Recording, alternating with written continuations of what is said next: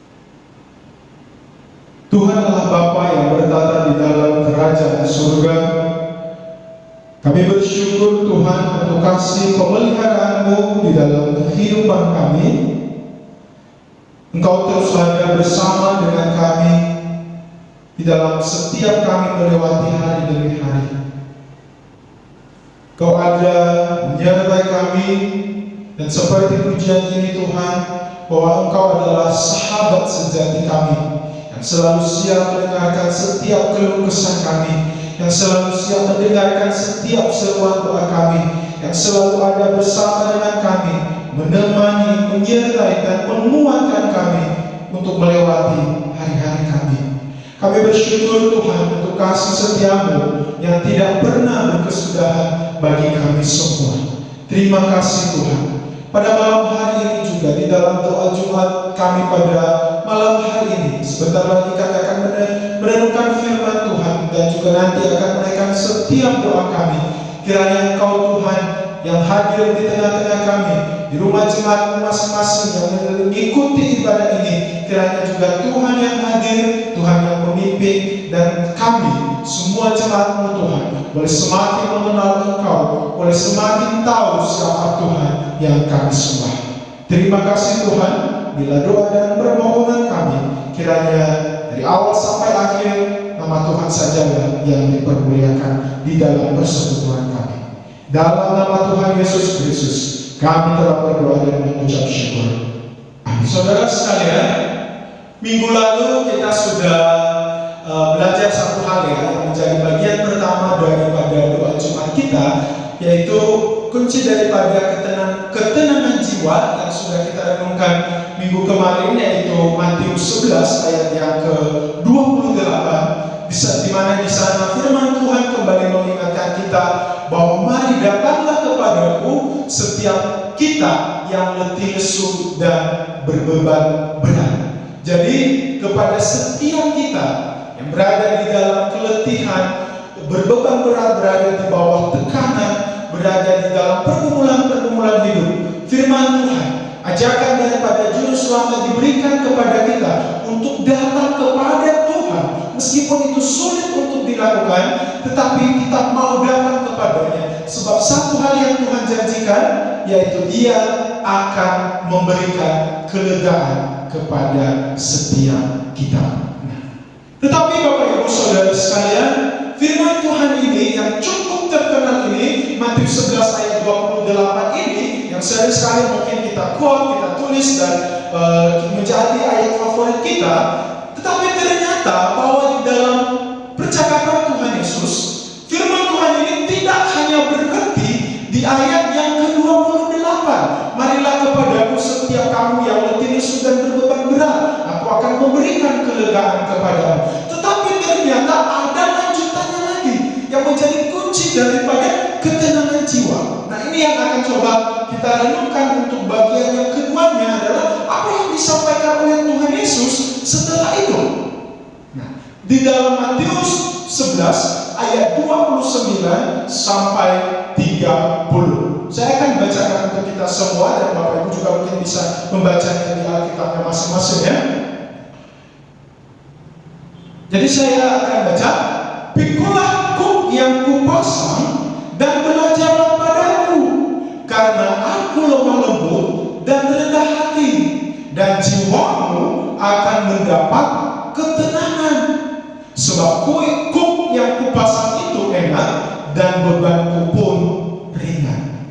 Nah, jadi ternyata ada ayat lanjutan dari firman Tuhan ini. Setelah Ia mengatakan setiap yang berbeban berat letih lesu datang kepadaku, tetapi ada lanjutannya lagi, dan jangan sampai kita melupakan lanjutan daripada ayat ini. "Pikulah kuk yang kupasang dan belajarlah padaku." Jadi dapat kita katakan bahwa jiwa kita bisa tenang di tengah badai yang kita alami jika kita memikul kuk itu dan belajar dari Kristus. Kuk itu mungkin ada yang sudah tahu juga gitu ya. Kuk itu salah satu fungsinya adalah menjadi alat penggandeng kayu, alat penggandeng untuk dua lembu. Nah, nanti kedua lembu itu sudah digandeng dengan satu kuk gitu ya. Nah, dan kemudian nanti fungsinya adalah supaya mereka dapat bekerja lebih maksimal lagi, bekerja sebagai tim, bekerja lebih baik lagi. Atau nanti ketika kuk itu sudah dipasang, kemudian kedua lembu, misalnya gitu ya, dua ekor lembu, dan kemudian kuk dipasang, nah nanti itu bisa membuat mereka menarik alat pajak yang misalnya digunakan di sawah gitu ya, menarik alat bajak yang pastinya itu sangat berat sekali, misalnya digunakan di sawah itu untuk menggemburkan tanah begitu ya, dan bagaimana dia akan menarik alat bajak itu dengan susah payah pastinya dan agak berat pastinya gitu ya. Nah, ini kuk ini, nah, firman Tuhan mengatakan, pikulah kuk yang kuberikan. Wah, berat ya. Bapak Ibu Saudara sekalian, di dalam konteks firman Tuhan yang kita dengarkan ini adalah bahwa ini adalah satu hal yang Tuhan sampaikan sebagai satu perumpamaan, dapat kita katakan seperti itu ya, kepada para pendengar saat itu atau orang-orang Yahudi khususnya. Nah, jadi orang-orang Yahudi ini berada di bawah tekanannya, bukan hanya dari kekaisaran Romawi pada saat itu yang menjajah mereka, tetapi juga tekanan beban berat dari orang-orang Farisi atau ahli Taurat. Ya. Jadi orang-orang Farisi atau ahli Taurat ini, mereka memang adalah ahli hukum, ahli firman Tuhan, tetapi mereka juga suka menambahkan daripada Taurat itu. Mereka memberikan tafsiran-tafsiran, dan itu cukup memberatkan bagi orang-orang Yahudi.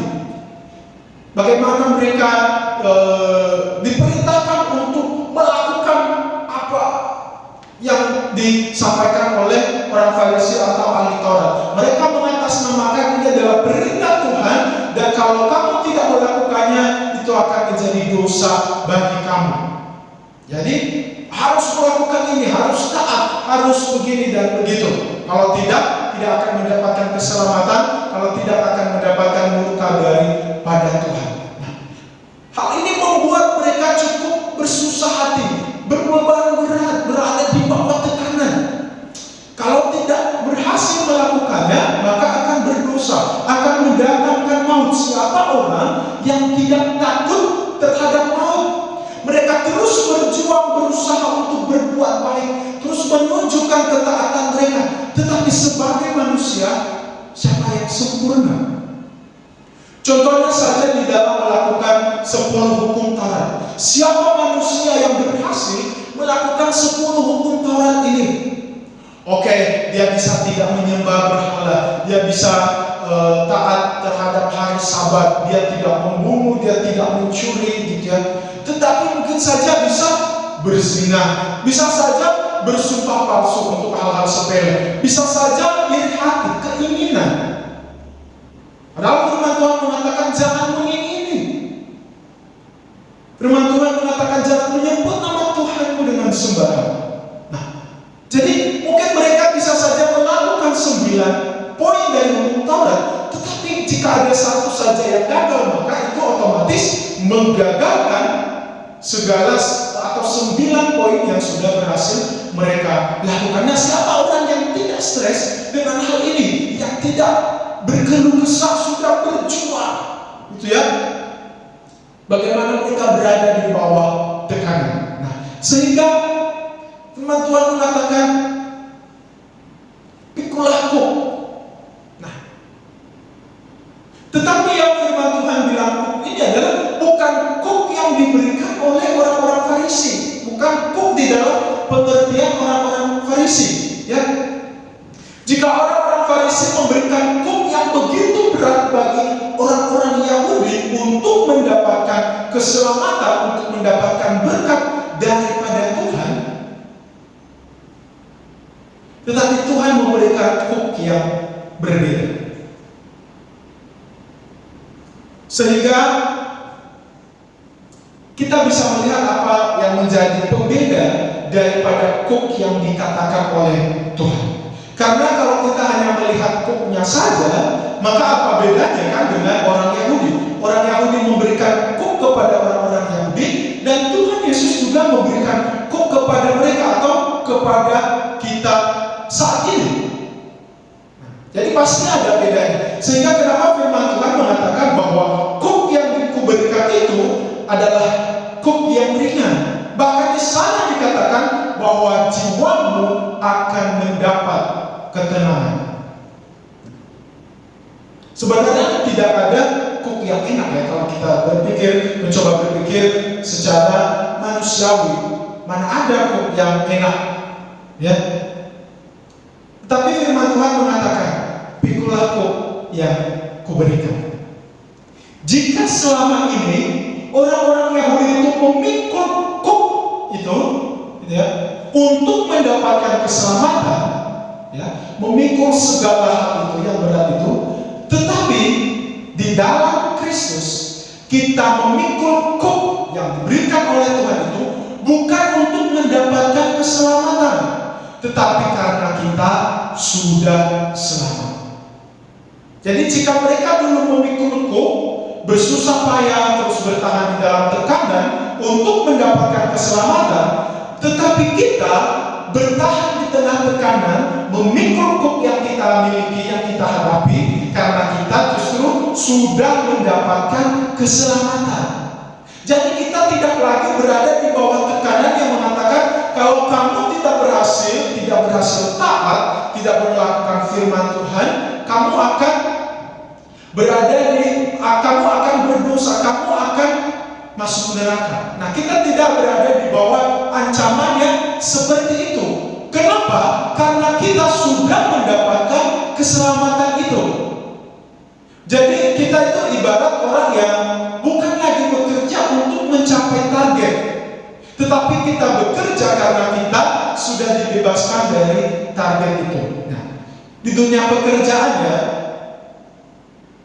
orang yang disuruh bekerja untuk mengejar target pasti berjuang begitu keras, berada di bawah tekanan dari si bos, mungkin dimarah-marahin, dimaki mungkin gitu ya sama atasannya supaya target bisa berhasil dicapai. Nah, meskipun dia bisa nantinya akan mencapai target itu yang juga, tapi belum pasti ya bisa mencapai target itu apa tidak.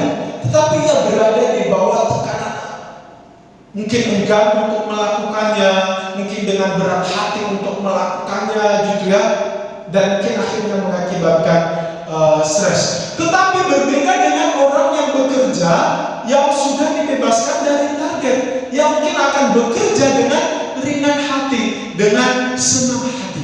Kecuali orang yang tidak tahu diri, ya itu beda lagi gitu ya. Nah, ibaratnya seperti itu Bapak Ibu Saudara sekalian. Coba kita bayangin ya, kamu disuruh untuk taat supaya bisa mendapatkan keselamatan. Misalnya disuruh melakukan 10 hukum Taurat supaya bisa mendapatkan keselamatan. Kalau enggak, maut akan datang. Kalau tidak, lo akan masuk neraka. Sanggup nggak? Bisa nggak? Pastinya kita melakukannya dengan was-was. Berhasil nggak ya? Pikiran kita berhasil atau tidak? Pikiran kita kalau nggak berhasil ya masuk neraka gitu kan? Nah, nggak ada jaminan juga. Jangan-jangan di detik-detik terakhir nanti saya gagal dan itu merusak 9 hukum Taurat, 9 kebaikan yang sudah saya lakukan. Sebab Tuhan itu adalah Tuhan yang maha suci, yang tidak mungkin bisa kompromi dengan dosa. Tetapi beda halnya ketika kita disuruh untuk taat, ketika kita melakukan ketaatan, karena kita sudah mendapatkan keselamatan itu.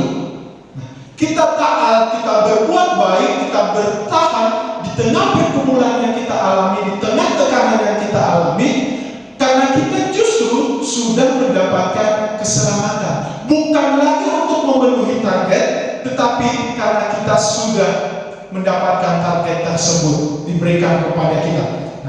Dan pastinya ketika kita melaksanakan atau melakukan ketaatan kita kepada Tuhan, saya percaya bahwa kita pun melakukannya tidak lagi was-was. Kalau saya tidak melakukannya nih, nanti saya masuk neraka gitu. Enggak. Karena kita sudah diberikan satu jaminan. Percaya kepada Kristus, maka akan mendapatkan kehidupan yang kekal daripada Tuhan. Tidak ada lagi was-was, tidak ada lagi deg-degan, tapi kita melakukannya. Sebab sebagai ucapan syukur kita, sehingga kita mau rela taat, mau rela menghadapi segala tekanan pergumulan yang kita alami. Ya. Jadi ini kenapa Tuhan Yesus itu mengatakan bahwa kuk yang kupasang itu ringan dan bebanku pun kuk yang kupasang itu enak dan bebanku pun ringan. Jadi karena bukan lagi untuk memenuhi target ya, tetapi karena kita sudah mendapatkan target itu, sehingga kita mau melakukannya lagi, tidak lagi di bawah tekanan gitu ya, bagaikan atasan yang sedang mata-matai bawahannya, yang sedang menekan bawahannya. Kalau kamu nggak berhasil melakukannya, kamu akan dipecat. Enggak, kita tidak berada di bawah tekanan lagi, tetapi kita sudah dibebaskan dari tekanan itu, sehingga kita mau dengan rela hati untuk melakukannya. Jadi pasti berbeda sekali orang yang bekerja untuk mencapai target dengan orang yang sudah mendapatkan target atau yang sudah dibebaskan dari target tersebut. Pasti ia akan mengerjakan pekerjaannya dengan ringan hati, dengan rela hati. Ini yang pertama daripada kunci ketenangan. Bagian yang kedua, kunci dari ketenangan jiwa yang kita harus lakukan adalah firman Tuhan mengatakan, pikulah kok tersebut. Kemudian yang kedua adalah firman Tuhan mengatakan kepada kita disuruh untuk belajar dari Kristus. Nah, ini yang penting. Kristus itu yang menjadi teladan iman kita sebagai orang percaya. Sebab aku lemah lembut, artinya penuh kasih gitu ya. Sebab aku lemah lembut dan rendah hati. Kita tahu bagaimana Kristus menjalankan misi di dunia ini. Bagaimana Tuhan dengan penuh kerendahan hati datang ke dunia ini, mengosongkan diri, mengambil rupa sama seperti manusia. Bukankah hal itu adalah hal yang hina? Tetapi Tuhan rela melakukannya untuk kita, orang-orang yang Dia kasih. Bagaimana Kristus menunjukkan ketaatan sampai mati di atas kayu salib, ya. Ketaatan Kristus Dia tunjukkan sampai kematiannya di atas kayu salib. Dan meskipun sebelum di Golgota, kita tahu bahwa di Taman Getsemani bagaimana Tuhan berdoa dengan sungguh-sungguh. Di sana dikatakan bahwa belutnya bagaikan tetesan darah itu. Tetapi Kristus tetap memikul salib untuk kita. Bagaimana kesetiaan Kristus sampai di atas kayu salib, mengalami keterpisahan dengan Allah Bapa.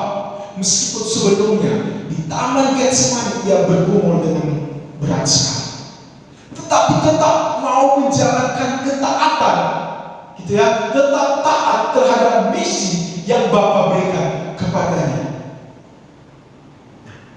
Kepada kita diperintahkan untuk belajar dari Kristus.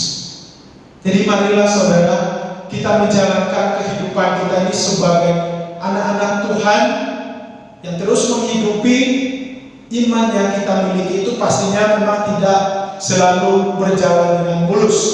Terkadang kita mengalami perjuangan yang begitu berat, mendapatkan tekanan, sakit hati, apalagi itu karena misalnya karena iman kita kepada Tuhan, karena kita adalah orang Kristen, sehingga kita mendapatkan tekanan-tekanan, hal-hal yang mengecewakan, hal-hal yang menyakitkan, beban fisik, stres, ya, apalagi di tengah pandemi saat ini kita mungkin berada di bawah tekanan perekonomian, tekanan keuangan, dan iman kita seolah-olah diuji. Apakah mau tetap setia kepada Tuhan atau mau melakukan hal yang lain, tetapi itu berdosa di mata Tuhan? Nah, kepada setiap kita yang mengalami itu, gulal firman Tuhan mengajak kita untuk mau datang kepada Tuhan, untuk menyerahkan diri, mau memikul kop tersebut, meskipun sebenarnya kita enggan untuk memikulnya, kita enggan untuk melakukannya, tetapi kita sadar kembali bahwa kita ini adalah anak-anak Tuhan, kita ini adalah hamba, dan mari kita memilih menjadi hamba yang setia, hamba yang taat, sebagaimana Kristus menunjukkan ketaatannya, rela mati di atas kayu salib, meskipun itu adalah hal yang begitu berat. Tetapi salib yang dianggap hina tersebut menjadi kemuliaan, di mana kita bisa dibebaskan dari dosa, kita dibebaskan dari maut.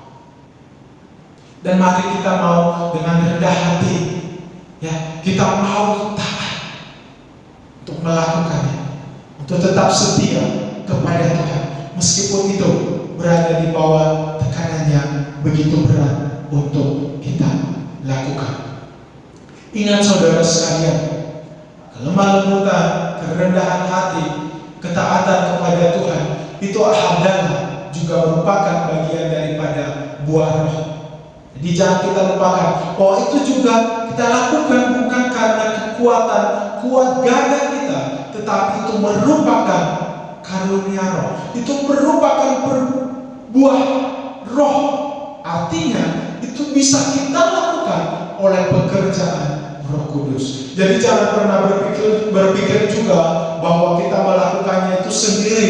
Tuhan hanya sekedar memerintahkan dan kita melakukannya sendirian saja. Enggak, tetapi kita melakukannya bersama dengan Tuhan. Ada pimpinan Roh Kudus, ada karya Roh Kudus. Inilah yang disebut karya Roh Kudus. Itu bahwa ketika kita tidak mau melakukannya sebenarnya, tetapi kenapa ya kita bisa melakukannya? Kenapa pada akhirnya kita mau melakukannya? Nah, karena Roh Kuduslah yang memimpin kita. Roh Kuduslah yang memberikan kekuatan, memberikan kita kemampuan untuk melakukannya. Dan mari kita membiarkan karunia Roh Kudus Tuhan berkarya di dalam kehidupan kita. Kepada setiap kita yang berbeban berat diberikan satu panggilan untuk datang kepada Tuhan, berserah kepada Tuhan, dan mau memikul kuk itu, sebab kuk itu adalah kuk yang enak dan ringan, tidak lagi di bawah tekanan, tetapi justru di dalam satu jaminan bahwa kita mendapatkan ketenangan jiwa. Kenapa? Karena kita sudah diberikan satu jaminan keselamatan. Ketika kita percaya kepada Kristus, kita mendapatkan anugerah kehidupan kekal. Bapak Ibu Saudara sekalian, biarlah firman Tuhan ini boleh menjadi berkat bagi kita semua di dalam kita juga menjalani hari-hari kita. Dan pada malam hari ini kita juga akan menaikkan beberapa doa syafaat kita, dan saya mengajak kita semua untuk berdoa dan membuka suara kita bersama-sama. Yang pertama, kita akan berdoa untuk pemerintah kita. Kita akan berdoa untuk Presiden Jokowi dan para menterinya, biarlah mereka juga boleh bekerja dengan baik, menjaga kestabilan daripada negara ini, ya, khususnya akibat pandemi ini. Kiranya pemerintah boleh diberikan oleh hikmat oleh Tuhan, dan mereka juga boleh bekerja sama dengan baik di dalam menangani segala sesuatunya, segala sektor yang berpengaruh dari pandemi ini, perekonomian, pendidikan, bagaimana anak-anak sekolah, gitu ya, belajar online di rumah, dan mungkin ada permasalahan-permasalahan yang dihadapi, misalnya jaringan yang tidak memadai. Nah, kita berdoa kiranya pemerintah juga boleh diberikan hikmat untuk memecahkan masalah-masalah yang ada ini, ya. Mereka boleh mengambil setiap kebijakan-kebijakan untuk kemajuan bangsa ini. Ya, kita berdoa bersama-sama, kita membuka suara kita. Bapa yang bertata di dalam kerajaan surga, pada malam hari ini kami datang menghampiri Engkau bersatu hati berdoa untuk bangsa dan negara kami. Kami menyerahkan Presiden Jokowi dan jajarannya, para menteri, ya Tuhan, kiranya Engkau yang memberikan mereka kesatuan hati untuk terus bekerja dengan baik di dalam mengambil setiap kebijakan-kebijakan. Biarlah itu untuk kemajuan bangsa ini, bukan hanya semata untuk kepentingan pribadi, kepentingan golongan tertentu, tetapi untuk menjadi kemajuan bagi bangsa kami. Dan khususnya di tengah pandemi saat ini yang begitu banyak mempengaruhi segala sektor yang ada, pendidikan, perekonomian, masalah pekerjaan, dan masih banyak hal yang lainnya. Biarlah juga Tuhan, pemerintah kami boleh menangani hal ini dengan baik, dengan pimpinan Tuhan. Engkau boleh nyatakan kepada mereka sehingga ketika mereka mengambil kebijakan itu bisa menolong masyarakat Indonesia, ya Tuhan. Berikanlah hikmat kepada mereka. Biarlah pemerintah kami Tuhan boleh menjadi alat kebaikan Tuhan untuk memberkati bangsa dan negara kami Indonesia ini. Terima kasih Tuhan, kami menyerahkan ke dalam tangan-Mu, kiranya Tuhan yang mendengarkan doa kami. Dalam nama Tuhan Yesus kami telah berdoa. Amin. Yang kedua, kita juga berdoa untuk para penegak hukum dan juga para aparat, ya, biar mereka boleh bekerja dengan baik, boleh menjaga keamanan, kestabilan dari bangsa kita. Mungkin ada banyak kasus-kasus yang terjadi belakangan ini. Ada orang-orang tertentu yang mencoba untuk mengacaukan kesatuan daripada bangsa kita. Yuk kita berdoa menyerahkan ke dalam tangan Tuhan. Biarlah juga orang-orang yang dipercayakan, diberikan tugas untuk menjaga kestabilan negara kita, biarlah mereka boleh bekerja dengan baik. Tuhan yang memberikan mereka kekuatan. Dan kita juga berdoa untuk para tenaga medis, ya, yang bekerja di rumah sakit khususnya, biarlah mereka juga dilindungi oleh Tuhan, diberkati oleh Tuhan, dan khususnya mereka yang bersentuhan langsung dengan pasien COVID-19, biarlah mereka juga diberikan kekebalan tubuh yang sehat oleh Tuhan. Yuk kita berdoa untuk kedua hal ini. Bapa yang bertata di dalam kerajaan surga, kami juga menyerahkan ke dalam tangan Tuhan untuk orang-orang yang diberikan kepercayaan di bangsa kami ini untuk bekerja, untuk menjaga kestabilan, keamanan di bangsa kami, untuk mereka para penegak hukum, para aparat kepolisian, biarlah mereka juga Tuhan boleh bekerja dengan baik, menjaga kestabilan, keamanan negara kami dari orang-orang yang mencoba untuk mengacaukan persatuan di bangsa kami ini. Biarlah boleh dijauhkan dari segala perpecahan akibat perbedaan suku, ras, agama, dan budaya. Biarlah Tuhan melalui aparat yang ada, mereka boleh bekerja, mereka boleh menjadi perpanjangan tangan Tuhan untuk boleh menjaga kesatuan di bangsa kami. Engkau yang memberkati mereka Tuhan, berikanlah mereka kekuatan serta hikmat daripada Tuhan, sehingga mereka juga boleh bekerja dengan baik dan boleh menjadi berkat bagi bangsa kami. Kami juga berdoa Tuhan untuk para relawan, untuk tenaga medis yang bekerja di rumah sakit, para perawat, para staf, para dokter yang bekerja khususnya di tengah pandemi saat ini. Kiranya kasih-Mu Tuhan Engkau nyatakan kepada mereka, perlindungan yang daripada Tuhan Engkau limpahkan kepada mereka. Kiranya mereka boleh diberikan kesehatan, diberikan kekuatan oleh Tuhan, dijauhkan dari segala permasalahan, dijauhkan dari segala sakit penyakit, khususnya COVID-19 ini Tuhan. Mereka yang bersentuhan langsung dengan pasien, kiranya mereka dilindungi oleh Tuhan. Kesehatan, kekebalan tubuh mereka Tuhan Engkau lindungi, Engkau berkati, sehingga mereka juga menjadi perpanjangan tangan Tuhan untuk mengobati, mencegah penularan daripada COVID-19 ini Tuhan. Kami menyerahkan ke dalam tangan Tuhan, karena Engkau yang memberkati kehidupan mereka. Terima kasih Tuhan, dalam nama Tuhan Yesus kami berdoa. Amin. Saudara, kita juga berdoa untuk orang-orang yang diberikan kepercayaan untuk sebagai tim penanganan COVID-19, ya. Pemerintah pasti memiliki tim-tim yang di dalam menangani COVID ini, ya. Bukan hanya untuk mencegah saja, tetapi juga di dalam mensosialisasikan pencegahan tersebut. Di dalam mereka memiliki tim dari pusat sampai ke daerah. Kiranya mereka boleh bekerja dengan baik, boleh memberikan hati mereka dengan sungguh-sungguh untuk bekerja. Tidak ada perpecahan, meskipun mungkin ada perbedaan pendapat, tetapi biarlah dengan kesatuan hati mereka rela bekerja dengan sungguh-sungguh, dan juga Tuhan yang memberkati mereka. Dan juga kita terus berdoa untuk penelitian vaksin untuk virus ini yang mungkin menurut berita sedang ada penelitian, atau mungkin ada yang mengatakan juga sudah ditemukan. Kita belum mendapatkan kepastiannya, tetapi kita serahkan ke dalam tangan Tuhan.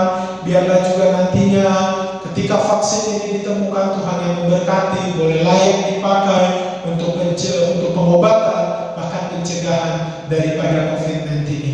Yuk kita berserah kepada Tuhan. Bapa yang bertata di dalam kerajaan surga, kami juga menyerahkan ke dalam tangan-Mu untuk orang-orang yang bekerja di dalam sebagai satu tim untuk mencegah COVID-19 ini, di mana pemerintah memiliki tim yang bekerja untuk penanganan akan COVID ini, baik dari pusat sampai ke daerah. Biarlah mereka Tuhan boleh bekerja dengan baik sebagai satu tim yang saling mendukung satu dengan yang lain. Biarlah mereka juga Tuhan boleh saling memberikan ide-ide yang baik. Mereka boleh memberikan hati mereka untuk bekerja dengan sungguh-sungguh, memberikan sosialisasi untuk pencegahan penularan daripada COVID ini. Meskipun mungkin di antara mereka ada perbedaan-perbedaan pendapat, perbedaan ide, tetapi biarlah itu tidak menjadi perpecahan di antara mereka yang nanti hanya akan memberikan akibat yang tidak baik. Tetapi meskipun ada perbedaan, kiranya mereka tetap memiliki kesatuan hati dengan satu visi yang untuk memberikan kebaikan, untuk memberikan yang terbaik untuk bangsa kami. Kiranya Tuhan, Engkau nyatakan hikmat-Mu kepada mereka. Kiranya mereka boleh menemukan ide-ide yang baik, hal-hal yang dapat dilakukan sebagai satu bukti daripada penularan akan COVID-19 ini. Memberikan sosialisasi yang baik kepada masyarakat, memberikan solusi-solusi yang baik terhadap akibat daripada COVID-19 ini. Dan kiranya juga Tuhan, Engkau yang memberkati kehidupan mereka, berikanlah mereka kesehatan, keluarga mereka. Kiranya Tuhan yang memberkati dan melindungi. Dalam nama Tuhan Yesus kami telah berdoa. Amin. Saudara, kita juga berdoa akan pemulihan daripada perekonomian kita ya.